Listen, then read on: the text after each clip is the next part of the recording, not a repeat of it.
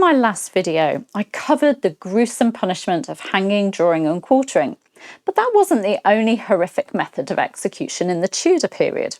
From boiling people alive to pressing them to death, today I'll take you through some of the other brutal ways that Tudors punished criminals and traitors. And warning, this is not for the faint-hearted. Number 1. Boiling to death. Yes, you heard that right, boiling. This punishment was reserved for poisoners, and the most famous case was Richard Roos, who was boiled alive in 1531 for poisoning food intended for Bishop John Fisher. Henry VIII took the crime so seriously that a law was passed making poisoning an act of high treason, punishable by being boiled to death. Others met the same fate, including Margaret Davis in 1542, but the punishment was abolished in 1547 under King Edward VI. Number 2. Pressing to death. If you refused to plead in court, you weren't just locked away, you were crushed under heavy weights. The most famous case was Margaret Clitheroe in 1586, executed for harbouring Catholic priests. She refused a trial to protect her children from being forced to testify.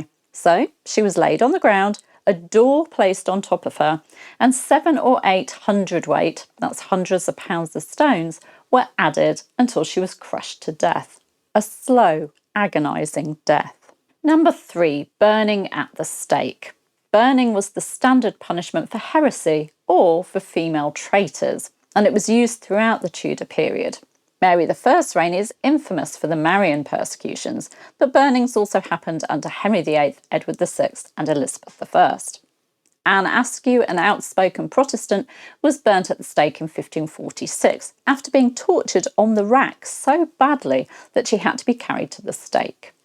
Death tended to come from carbon monoxide poisoning or blood loss, not the flames. Number 4. Beheading.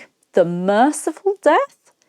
For nobles, beheading was the preferred execution, quick and honourable, unless the executioner missed. Mary Queen of Scots' execution in 1587 took 3 strokes of the axe before her head was severed. Thomas Cromwell's execution in 1540 was described as ragged and butcherly, meaning it was done very badly. In the Tudor period, 6 people had the so-called honour of being beheaded privately within the Tower of London confines rather than publicly on Tower Hill. Anne Boleyn, who was beheaded by sword, Margaret Pole, Catherine Howard, Jane Boleyn, Lady Jane Grey and Robert Devereux, 2nd Earl of Essex. Skilled executioners could make it quick, others not so much. Number 5. Hanging, the most common punishment.